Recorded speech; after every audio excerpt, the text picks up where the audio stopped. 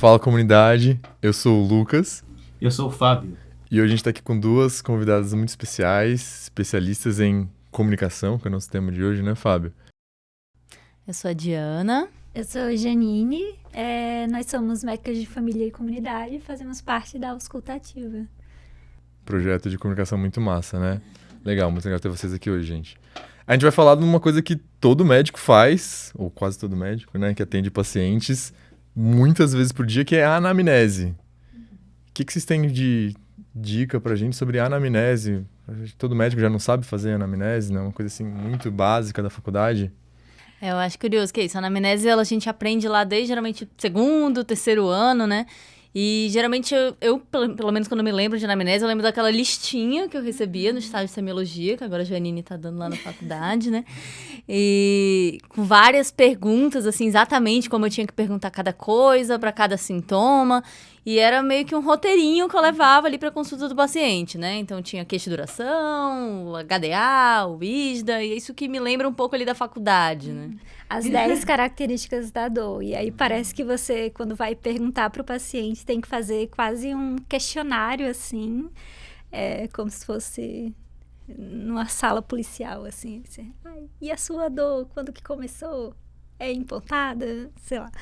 E aí fica parecendo que é assim que a gente tem que fazer a anamnese, né?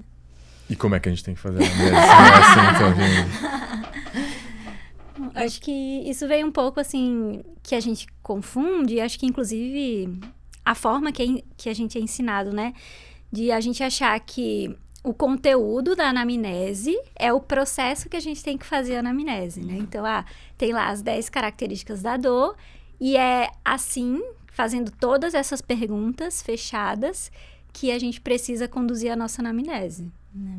Sim, acho que isso é uma consequência de, às vezes, o professor de semiologia falar, vai lá entrevistar aquele paciente, né? A gente só tem aquele roteiro e parece que o único jeito de fazer aquilo é o interrogatório. E poucas vezes nós temos oportunidade de discutir o processo de consulta, né? Então, essa parte da entrevista clínica propriamente dita. E vamos começar com algumas dicas práticas, algumas sugestões. Como que vocês acham que daria pra gente mudar isso? Falem algumas dicas valiosas aí pra gente transformar um interrogatório numa consulta de verdade. Bom, então, acho que a primeira coisa quando a gente fala muito de comunicação é muito sobre escuta, né? E a primeira técnica, a primeira ferramenta é o minuto de ouro, o Golden Minute, né? Então, o ideal é que a gente comece aquela exploração do que está acontecendo com uma pergunta aberta, ouvindo ali o que a pessoa tem a dizer pra gente, né? E aí, o que é essa pergunta aberta? Pode ser algo do tipo, como eu posso te ajudar hoje? O que você veio fazer aqui, né? E aí, o mais importante é que nesse momento a gente dê um espaço de fala pra pessoa, sem interromper. Uhum. E assim, é importante também não ser uma pergunta tão aberta, né? Tudo bem, né? Como eu posso te ajudar hoje? O que traz aqui hoje? Quais que vocês usam, geralmente? Eu gosto de como eu posso te ajudar. Eu uso muito como eu posso te ajudar hoje. É claro que às vezes tem situações, por exemplo, que é um retorno. Você acabou de ver aquele paciente, né? E aí pode ser uma reavaliação. E aí você pode fazer algo mais, tipo, como você tá desde a última vez que a gente se viu, né? Como ficou aquela questão. Mas você sempre vai voltar para uma questão aberta do motivo daquela vinda de hoje, né? Mas é interessante isso. Você falou também, né, Diana, que quando a gente faz essa pergunta, a gente precisa escutar o paciente, né? E acho que na prática, muitas vezes, achando que se a gente deixar o paciente falar, ele vai falar 15 minutos e a gente vai perder nosso tempo ali, a gente fez a pergunta, mas não dá nem espaço para a pessoa falar, né? Tipo, como posso te ajudar hoje? Estou com uma dor de cabeça. Mas e quando começou essa dor, né? Não dá espaço para a pessoa falar. E aí eu queria trazer um estudo sobre isso, né? Que foi um estudo realizado lá na Alemanha, no Hospital Terciário, que ele fez uma avaliação de 335 consultas. E foi analisado que o tempo e nesse estudo, né, os médicos eles eram instruídos a não interromper os pacientes. Eles só podiam interromper se tivesse passado 5 minutos de fala, né, dos pacientes ali em fala livre. E, na verdade, o estudo mostrou que o tempo médio de fala dos pacientes era de 92 segundos, então ali 1 minuto e meio, né? E cerca de 78% dos pacientes terminavam de falar antes dos 2 minutos. E aí tem um outro achado que eu acho muito interessante desse estudo, que é 7 pacientes passaram de 5 minutos. Então, naqueles 7 pacientes, os médicos já poderiam interromper ali a fala, né? Para conduzir da forma que eles queriam. Só que os médicos acabaram achando que os pacientes continuavam trazendo informações relevantes e não quiseram interromper. Então, isso é para mostrar pra gente como esse tempo de fala dos pacientes, ele é valioso também, ele traz muita informação clínica pra gente. Então, a gente tem que pensar naquele roteirinho que a gente tinha na anamnese, não só pro que a gente pergunta, mas pro como a gente ouve. Muito do que estaria naquele roteirinho, o paciente já tá trazendo pra gente, muitas vezes sem nem a gente perguntar. E acho que também a gente começa a perceber o valor dessa escuta inicial quando a gente tem alguma consulta que dá errado, que a gente interrompe precocemente e a gente às vezes acha, o paciente falou, tô com dor de cabeça, tal, e a gente começa, mas como que é essa dor? É empontada, é facada, nota de 0 a 10, e lá no final o paciente vai falar depois, doutor, nem consegui falar, mas eu tinha uma pergunta, uma outra dúvida, aquela coisa da pergunta da maçaneta, né? Então, acho que fazer esse Golden Minute é uma forma de evitar, claro que não é 100% das vezes, a gente sabe que tem outras questões, vai aparecendo dúvidas ao longo da consulta, mas pelo menos ajuda a gente a tentar sondar ali quais são os motivos de consulta. Sim. Bom, e aí a gente queria trazer uma segunda ferramenta, então a gente começou ali com uma pergunta bem aberta e agora a gente vai fazer o nosso funil. A gente vai para a técnica do funil, que a gente vai progressivamente afunilando para as perguntas um pouco mais fechadas, né? E aí existem então 3 tipos de pergunta nesse funil. As perguntas abertas, as perguntas abertas direcionadas e as perguntas fechadas. Então, por exemplo, né, uma pergunta aberta sobre uma dor de cabeça, né? Como é a sua dor? Me conta mais sobre essa dor. Quer dizer, não é nenhuma pergunta, né? É um convite para a pessoa falar mais. É uma pergunta direcionada e poderia ser, quando começou? Tem algo que piora a sua dor? E uma pergunta fechada são perguntas de sim ou não, né? Você sentiu vontade de vomitar junto com essa dor? Né? E por que isso é importante, né? Porque se a gente já começa com perguntas fechadas, a gente pode induzir o paciente, né? Sempre tem aqueles pacientes, né, que falam sim para tudo. E também a gente pode acabar, né? A gente sempre, no início da consulta, a gente começa a fazer nossas hipóteses, e aí se a gente só faz pergunta fechada, a gente pode acabar induzindo para uma hipótese diagnóstica e acaba não avaliando outras coisas de diagnósticos diferenciais. Então, essa informação que vem da pergunta aberta, que o paciente traz espontaneamente, é muito mais valiosa e muito mais confiável também. Perfeito. E podem aparecer coisas que a gente não pensou, né, que teriam a ver com aquele caso e disparam o nosso raciocínio diagnóstico para outro caminho, senão não fica só no sim ou não ali do que a gente já pensou, né?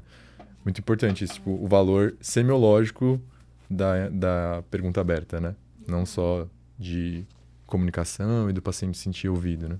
E eu acho que isso contribui um pouco até para a estrutura da consulta em si, porque na maioria das vezes o paciente ele já veio com um roteiro mais ou menos do que ele quer falar pra gente, né? Uma forma que ele pensou em contar a história dele, uma forma lógica que ele entende ali de como ele vai sequenciar as informações, né? De como as coisas foram acontecendo.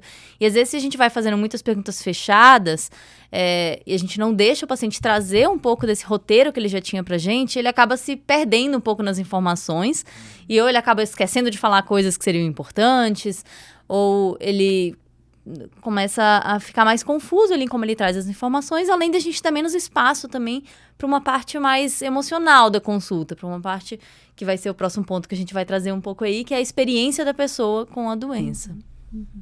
E, né, essa questão da experiência da doença, né, às vezes é a peça que falta no quebra-cabeça para a gente entender o que está acontecendo com a pessoa, né? Se a gente explora só o biomédico ali, né? A doença, a dor, as características, sinais de alarme, às vezes pode ficar faltando alguns dados que não vão deixar a gente fazer um plano com aquele paciente que ele vai ficar satisfeito, né? E tem alguns aspectos que são importantes para a gente avaliar a experiência de doença, né? Não são os únicos, mas são os principais, assim, né? E tem um mnemônico, né, para a gente lembrar desses aspectos, que é o CIF, né? Que é sentimentos, ideias, funcionalidade e expectativas. Bom, e aí, como é que a gente vai avaliando também essa questão do CIF, né? Aí a gente lembra de novo, precisa ser o roteirinho? A gente precisa exatamente fazer essas perguntas, né? Como você se sente sobre isso? O que você acha que está acontecendo? Seriam as ideias, as expectativas. O que você acha que eu posso fazer para te ajudar? E a funcionalidade, né? Que é quanto isso está impactando o seu dia a dia. A gente precisa exatamente dessas perguntas? Na maioria das vezes, não.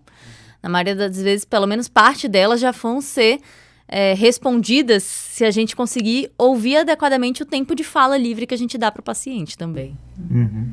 E vocês conseguem lembrar de casos que ter essa experiência de doença ali investigada, ou o paciente ter esse espaço ajudou a resolver casos? Vocês conseguem lembrar de exemplos? Lembrei uma paciente que faz umas 2 semanas que eu atendi. Eu até gravei essa consulta pro PBI dos R1s. Mas é uma paciente que ela estava tendo uns edemas assim de tornozelo e ela fazia o uso de amlodipino como um dos antihipertensivos dela. E aí ela tinha pesquisado e tinha visto que, né, os remédios da pressão que ela tomava poderiam causar o edema. E aí ela chegou assim com essa demanda na consulta falando assim: você acha que esse remédio aqui, ela pesquisou um outro, o Ramipril, eu acho. Você acha que esse remédio aqui é bom? Aí você fica, mas... Como assim? Pra quê? Pra quê? Pra Por quê? quê? Como assim? Pra você, pro seu filho, pra mim? Exato. E aí, né, acho que, né, claro que você vai entender, né, e ela falou do edema e tudo, e acho que se eu fosse só ver, né, assim, você tem o edema de tornozelo, de fato o amlodipino pode causar, então vamos só tirar o amlodipino, ver como é que fica, né, mas ela tinha uma experiência, assim, de que, talvez esses remédios que eu pego na UBS não são bons, e aí, porque eu pego esses remédios da UBS e eles são mais antigos, então todos esses que eu tomo estão causando edema de tornozelos. E aí eu preciso desse outro que vai ser comprado, que vai ser melhor, e aí por isso que eu quero trocar, assim. Uhum. Então, não era bem sobre o edema. A expectativa que ela tinha era de tomar um remédio bom que não causasse efeito colateral para ela. Uhum. É bem interessante esse caso. Ele traz um pouco sobre as expectativas dela, né? Pega bastante isso. Talvez a funcionalidade aí nem fosse o principal, né? Aquilo talvez nem estivesse afetando tanto ela, mas talvez trouxesse um pouco será que o meu tratamento não é o melhor porque eu estou usando remédios velhos que causam mais efeitos colaterais, né? Então, às vezes a gente entender o que está por trás ajuda muito a gente a ter um manejo mais efetivo, se conectar mais com a pessoa, né? Exato. E no fim, não passei o Ramipril. Mas ter entendido essa expectativa e essa ideia que ela tinha das medicações me ajudou ali a dialogar com ela e explicar, né? Sobre as medicações que ela usava e tudo, e deu certo. Isso ajuda durante a consulta inteira, né? Desde o começo da consulta, na abertura, quando a gente pega essa experiência de doença, até lá na finalização, quando a gente vai fazer um plano compartilhado para tentar entender quais são as expectativas, os medos, para tentar dialogar com isso que ela foi trazendo ao longo da consulta. E todas essas técnicas que vocês trouxeram, eu acho que facilita muito que isso apareça de uma maneira mais espontânea, né? E acho que também um pouco com experiência a gente vai pegando como fazer isso. Pelo menos para mim, logo que eu aprendi isso na residência era algo meio estranho. Mas como que eu vou perguntar sobre o sentimento da pessoa? E a expectativa, então? Eu acho que... Você que é o médico. Como que eu tô aqui pra você me falar a resposta, né? Mas a gente vai aprendendo a lidar com isso, né? E acho que vai vindo de forma mais natural e a gente vai conseguindo perceber esses aspectos na fala livre do paciente, né? Porque lembrar que o CIF, né, não é um checklist, né? Do mesmo jeito que a gente fez perguntas abertas para as questões clínicas, é importante que a gente faça aqui também, né? E que a gente vá ouvindo atentamente o paciente para conseguir pegar todas essas informações sem fazer um questionário do CIF também, né? E a gente tem estudos, inclusive, mostrando que esse uso do CIF, ele reduz, inclusive, necessidade de uso de medicação e aumento de satisfação com a consulta. Acho que isso é um pouco mais óbvio, porque a gente se vincula mais com o paciente, né? Gera maior conexão, mas menor uso de medicação, e eu consigo entender isso claramente, assim. Tem pacientes que vêm muito mais por um medo do que aquele sintoma possa ser. Então, eu já atendi vários, por exemplo, com edema nas pernas de uma insuficiência venosa crônica, que ele tinha medo de ser trombose, né? Ou uma dor de cabeça que nem era tão forte, mas tinha medo de ser um tumor, né? Um AVC. E às vezes a gente entender que, na verdade, ele precisa muito mais de uma tranquilização do que... Às vezes nem é forte a ponto de precisar de um remédio, mas ele precisa ser entendido, cuidado, descartado aquelas coisas que ele pensa que ele tá com medo de ser, né?